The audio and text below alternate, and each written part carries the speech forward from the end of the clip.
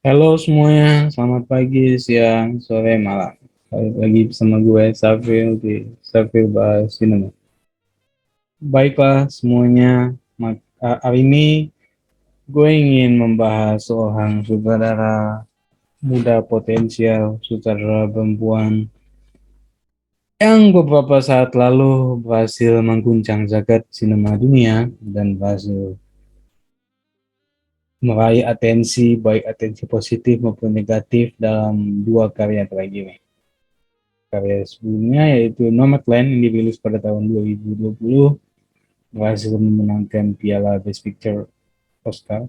Kemudian setelahnya ia membuat film yang lebih komersil yang berjudul Eternals untuk Marvel Studios dalam rangkaian Marvel Cinematic Universe dan mendapatkan reaksi yang cukup beragam yang mostly negatif. Hari ini gue akan membahas mengenai bagaimana sih sutradara ini membuat filmnya, apa yang membuat ia menjadi sutradara yang dianggap Asia dan kenapa karya terakhirnya dianggap gagal. Kenapa karya terakhirnya yaitu Eternals dianggap gagal padahal karya-karya sebelumnya selalu mendapatkan atensi positif dari baik dari kritikus maupun dari publik sinema secara umum. So, here we go. Clouzal mengawali karirnya lewat film debutnya yaitu The Songs The Brothers Taught Me yang merupakan film yang dapat dikatakan adalah film neo dokumenter yang bukan dokumenter, memperkenalkan gaya transenden yang juga sempat dibahas oleh Paul Schrader dalam bukunya.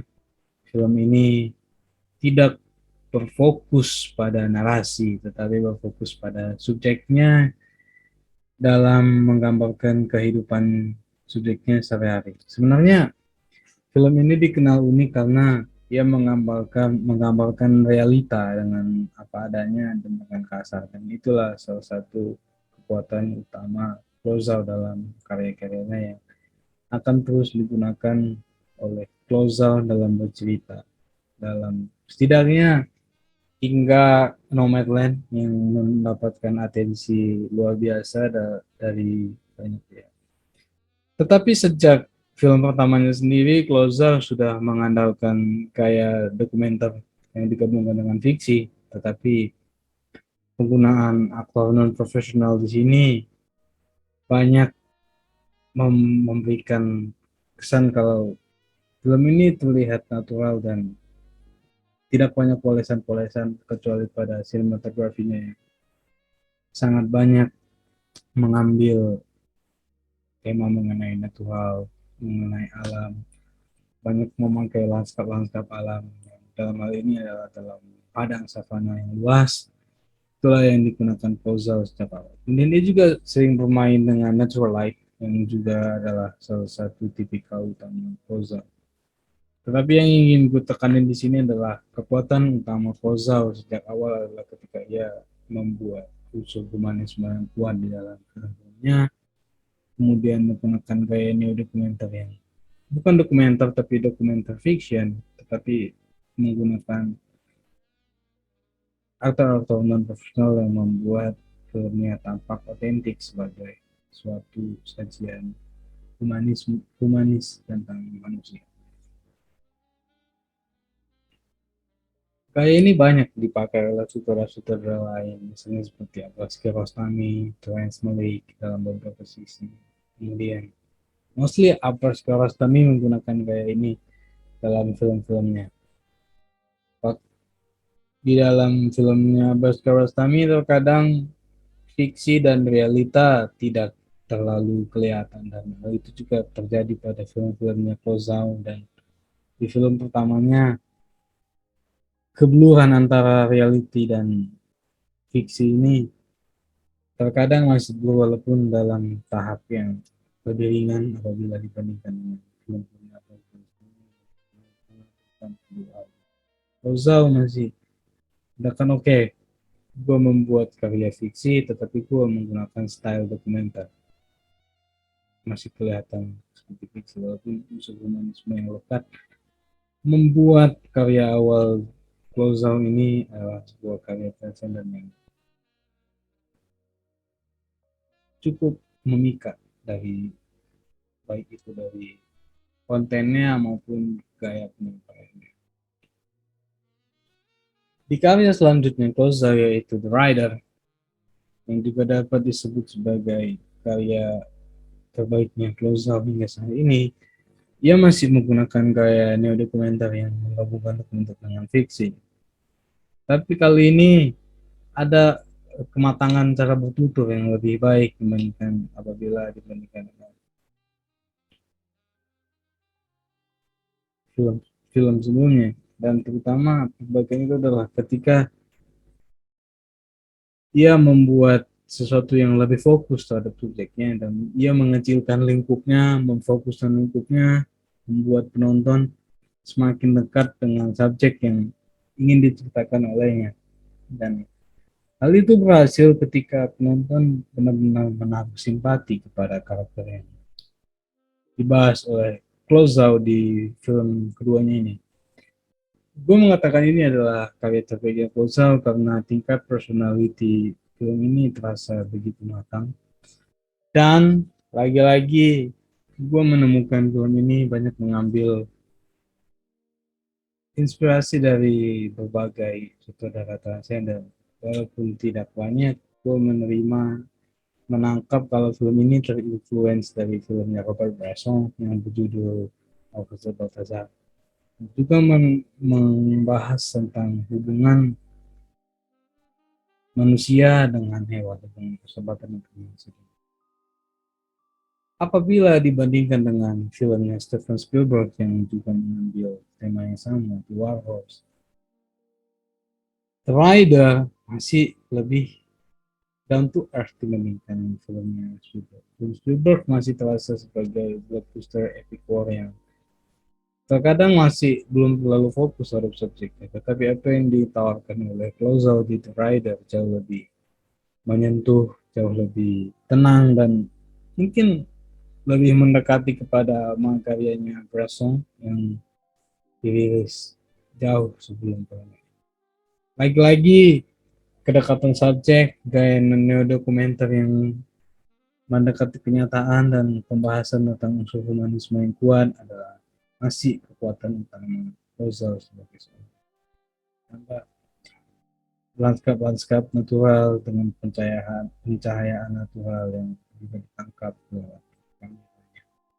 Di film selanjutnya, Closeout masih menangkap soal unsur humanisme yang cukup kuat. Tetapi kali ini ia menggunakan aktor profesional, walaupun di bagian pendukung masih menggunakan aktor profesional. Tetapi penggunaan Frances McDormand di sini memperlihatkan kalau Closeout sudah mulai mendekati audiens mainstream karena dia bukan lagi seorang yang berbuat dari festival ke festival, tapi sudah mulai menjajaki pasar yang lebih mainstream. Walaupun mainstream di sini bukan pasar box office yang umum seperti film-film action atau film-film superhero. Pasar mainstream di sini adalah pasar yang lebih luas, mengingat distributornya juga yang merupakan anak perusahaan Disney, dan kemudian ditayangkan di Disney Plus juga. Ada banyak hal yang harus dikatakan kalau Nomadland, walaupun tidak sedekat The Rider kepada penonton, film ini masih menawarkan otentik yang cukup tinggi dan kamera yang kelihatan lebih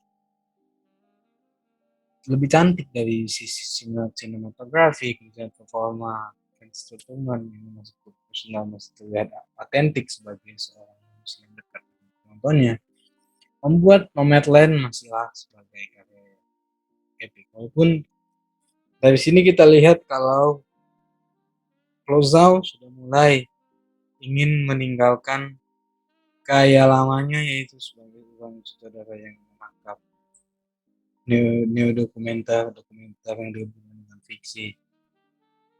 Di film ini ia sudah mulai mencoba menyeimbangkan antara fiksi dengan dokumenternya, walaupun lonjakan yang dimainkan yang dicoba oleh Clouseau di Nomadland itu belum terlalu tinggi dan ia masih mampu menghandle keseimbangan antara dokumenter dan fiksi yang terdapat pada Nomadland. Dan itulah kenapa Nomadland masih dapat dikatakan sebagai karya yang sukses, karena Clouseau masih dapat menghandle, ia masih tidak terlalu terpaku pada naskah dan lebih terpaku pada subjeknya. Ya, bercerita apa yang ingin diceritakan dengan gaya yang tidak tidak umum secara narasi, tetapi ia ingin mengamalkan apa adanya. Dan kalau dibandingkan dengan sinema narasi pada umumnya, Nomadland sama sekali bukan sinema narasi yang bergantung penuh kepada naskahnya dalam menyusun cerita. Dan kalaupun dikatakan apakah film ini banyak bergantung kepada Francis McDormand, ya film Nomadland bergantung kepada Francis McDormand sangat banyak. Mungkin apabila Francis McDormand tidak ada di film ini, Nomadland tidak akan bekerja seperti apa yang seharusnya. Nah, juga dapat dikatakan Nomadland adalah salah satu proyek personalnya Francis McDormand, dan pada awalnya Francis McDormand yang mengajak Clouseau untuk bergabung proyek ini setelah ia jatuh hati kepada karya Clouseau Rider yang ia tonton di Short Festival, dan kombinasi keduanya saling menguatkan di mana Clouseau memasukkan unsur humanisme dan kemampuannya dalam menggarap film yang semi dokumenter, menggabungkan dokumenter dan fiksi, sedangkan Francis McDormand menggabungkan kemampuan aktingnya yang selalu mampu meyakinkan penonton untuk tersentuh dan masuk ke dalam karakternya, seperti yang dia dilakukannya di berbagai film yang diperankan olehnya, bahkan di dua dalam Oscar sebelum dia ketika lain itu Fargo, di mana dia merupakan seorang detektif yang sedang mengandung, kemudian di Bluebird Astronaut Story di mana dia memerankan peran seorang ibu yang sedang berjuang dan minta dia. Kombinasi keduanya berhasil membuat Nomadland kembali sukses. Tetapi hal inilah yang kemudian membuat Clouseau gagal untuk filmnya. Eternals sama sekali tidak akan bisa dikatakan sebagai gabungan dari dokumenter dan fiksi. Film ini adalah film fiksi yang memang mencoba untuk merekonstruksi sejarah manusia dari Mesopotamia hingga pasca Perang Dunia Kedua. Dan ada unsur realisme sebenarnya yang diperlihatkan oleh Clouseau. Tapi apabila di film-filmnya sebelumnya, film Clouseau terkenal dengan film-filmnya yang punya ruang lingkup yang sempit dan kecil, personal, maka Eternals mencoba untuk memperluas hal itu berkali-kali lipat. Dan Clouseau tidak bisa menghandle hal itu. Dan terutama karena partnernya dalam menulis naskah yang dapat dikatakan tidak mampu untuk menerjemahkan secara utuh apa yang diinginkan oleh Clouseau. Dan kemudian naskah yang berantakan ini, naskah yang luas ini kemudian ditulis dengan begitu berantakan, disusun dengan begitu berantakan, kemudian disajikan dengan begitu berantakan. Clouseau sebenarnya tidak melihatkan tanda-tanda penyutradaraan buruk, tapi Masalah utama dalam film ini adalah film ini tidak memiliki tingkat personalitas yang sama dengan film-film Reservoir, baik itu tapi Spider maupun film ini kelihatan ingin mendapatkan atensi yang sama, ingin mendapatkan tingkat personalitas yang sama dengan apa yang disampaikan oleh Reservoir. Tapi gagal karena film ini adalah film yang gue katakan tadi adalah film yang mengandalkan naskah yang untuk dapat bersinar, dan ketika naskah filmnya gagal dalam menyampaikan gagasan filmnya secara utuh, maka film-film seperti ini akan gagal dalam menyapa penontonnya, dan itulah yang membuat mendapatkan lebih banyak komentar negatif. Banyak yang mengatakan kalau Dead Eternals adalah film Marvel dengan visual yang baik, kemudian sebaliknya Ramin Djawadi juga berhasil menggambarkan film yang baik. Tapi mau sebaik apapun hal itu tenggelam dengan betapa buruknya penceritaan film ini yang ingin tetap menggunakan stylenya Clouzao yang personal, tetapi dalam pengembangan naskahnya untuk menjadi lebih luas, penulis naskahnya gagal dalam mencoba untuk mendekati apa yang telah menjadi. Kalau ditanya kepada gue apakah film ini bisa menjadi film sama seperti film Closer sebelumnya, gue katakan bisa. Eternal sangat bisa sukses apabila Clouzao kembali down to earth seperti film-filmnya sebelumnya, mencoba untuk menyempitkan objek berceritanya, kemudian mencoba untuk pelan-pelan membangun narasinya, tidak dengan lompatan-lompatan sana sini yang dijahit dengan struktur yang berantakan.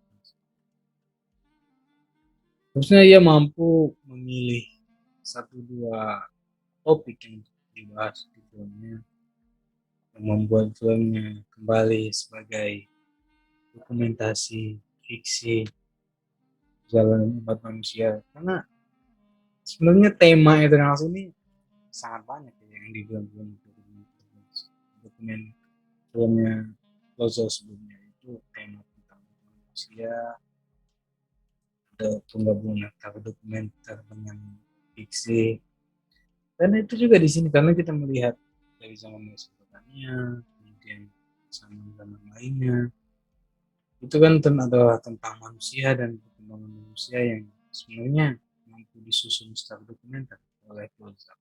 Tapi lagi dia terlalu berambisi dalam menceritakan semuanya secara utuh, sehingga terakhirnya alih-alih terceritakan secara utuh, yang ditampilkan oleh Clouzao adalah menampilkan kepingan-kepingan cerita yang gagal dijahit menjadi suatu cerita. Kalau dikatakan apa yang membuat Clouzao gagal Eternals, kata kalau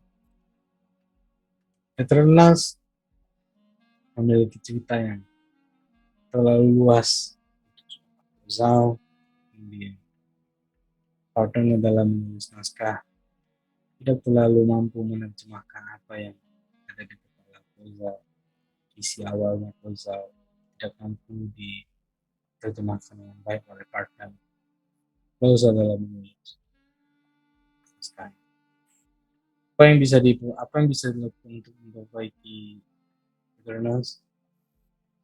Kembali menjadi Clouzao yang sebelumnya fokus terhadap sesuatu masalah yang sempit dan sederhana, tetapi dijelaskan dengan personal dan mampu menyentuhkan penonton.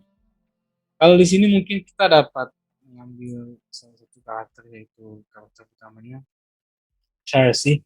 yang mungkin kan Cersei di sini tidak terjelaskan dengan jelas bagaimana sebenarnya. Kalau kita bisa memasukkan diri kepada karakternya Cersei, kemudian semuanya dipandang dari sudut pandangnya Cersei, kemudian kita masuk ke dalam dirinya sih mungkin Eternals akan jauh lebih berjalan baik apabila hasil sudah dibuat. Oke, Kozo akan menghasilkan karya-karya satu karya buruk tidak akan menghapuskan fakta kalau Kozo adalah salah satu sutradara bahkan sudah membuat karya jenius, punya signature dan disebut sebagai salah satu author di era sinema modern. Gue yakin dia akan comeback suatu saat lagi dengan karya terus kembali personal, kembali bercerita dengan cerita yang dan kalau ia ingin kembali melakukan karya fiksi seperti itu, mungkin bisa mencoba membuat karya fiksi yang fokus dan tidak bercerita dengan cara melompat-lompat dan itu sampai sekarang tidak. Saya selalu fokus down to earth, fokus terhadap subjeknya, membahas tentang manusia secara mendalam, kemudian menggambarkan realita itu tidak tergantung. Oke, sekian dari gua. Bukan membahas berbagai hal lainnya di lain kesempatan. Untuk kali ini, sekian dulu. Terima kasih.